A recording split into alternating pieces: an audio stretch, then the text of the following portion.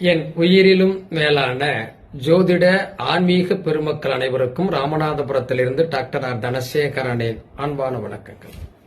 உலகெங்கும் இருந்து வள்ளியடி ஜோதிடம் யூடியூப்பை பார்த்து கொண்டிருக்கக்கூடிய என் இனிய தமிழஞ்சங்களே, உங்கள் அனைவருடைய இல்லங்களிலும் மகிழ்ச்சியும் சந்தோஷமும் பெருகட்டும், அன்பும் ஆனந்தமும் நிலைத்திருக்கட்டும்.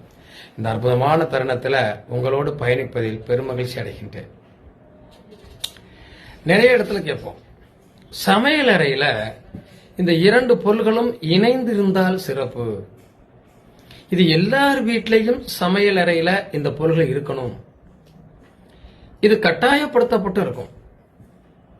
ஒரு வீட்டுக்குள்ள நுழையும் போது கண்டிப்பா அந்த பொருளை எடுத்துட்டு போவாங்க.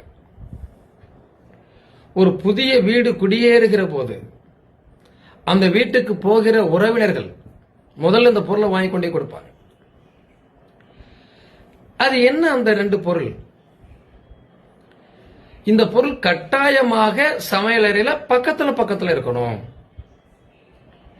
இந்த இரண்டு பொருட்களும் பக்கத்துல இருந்தா அந்த வீட்டுல செல்வ வளம் நன்றாக இருக்கும், பொருளாதார பாகுபாடு இருக்காது, பிரச்சனை இருக்காது, பொருளாதாரத்துல ரொம்ப சிறப்பா இருப்பாங்க அப்படின்லாம் அவர் சொல்லப்படும். அது என்ன பொருள்னா உப்பும் புளியும். இது உங்க எல்லாருக்கும் தெரிஞ்சிருக்கும். சரி, ஏன் இந்த உப்பையும் புளியையும் மட்டும் கொண்டு போய் நம்ம சமையல் அறையில வைக்கணும்?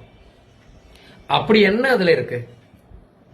நம்ம எல்லாருக்கும் தெரியும், அமிர்தத்தை கடைந்து எடுப்பதற்காக பால்கடல்ல கடைந்து எடுத்த போது கிடைத்தவங்க தான் மகாலட்சுமி.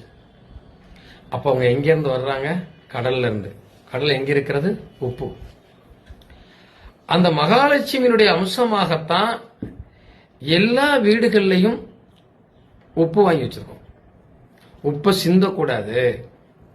ஒருத்தருக்கு நீங்க கையால் அள்ளி உப்பு கொடுக்க கூடாது. இலையில வைக்கும் போது கூட, நாம சாப்பிடக்கூடிய இடத்துல இலையில வைக்கும் போது கூட கரண்டில தான் எடுத்து வைப்பாங்க. அப்படிப்பட்ட தன்மை அந்த உப்புக்கு உண்டு. அப்ப அந்த உப்பு வீட்டில் இருக்கணும். அதுக்கு பக்கத்திலேயே புளி இருக்கணும்னு ஏன் சொன்னாங்க? நீங்க இந்த புளிய மரம் தூங்காதுங்க, நைட்டு பகலா தூங்காது. 14 வருஷம் காடுகளை சுற்றும் போது தூங்காமல் இருந்தவர் லட்சுமண பெருமாள். லட்சுமணன் தான். லட்சுமணர் தூங்காம இருந்தவர். மறுபிறவிதான் இந்த புளிய மரம் சொல்லுவாங்க. பெருமாள் தவம் செய்து வெளியே வந்த இடம் இந்த புளிய மரம். அப்ப இந்த புளியும் உப்பும் பக்கத்துல இருந்தா பெருமாளும் மகாலட்சுமியும் கூடவே இருக்காங்க. நம்ம வீட்டுல செல்வ நிலை குறையாதுங்கிறதுனால தான் சமையல் அறையில அது எப்பவுமே இருக்கும். எந்த சுபகாரியத்திற்கும் எந்த நல்ல விஷயத்திற்கும் இதை யாரும் செய்யாம விடுறதில்ல. எல்லா முதல்ல புது வீடு கட்டுறாங்கன்னா முதல்ல இந்த உப்பு புளி தான் கொண்டு போவாங்க. சிறப்பு இல்லையா? நன்றி. நாமும் அதை கடைபிடிப்போம். யாராவது உப்பு புளி பக்கத்துல இல்லாம தள்ளி வச்சிடாதீங்க. ரெண்டையும் ஒன்னா பக்கத்துல வைங்க. சிறப்பு. வாழ்த்துக்கள். வாழ்க வளமுடன். நன்றி. மீண்டும் சந்திப்போம்.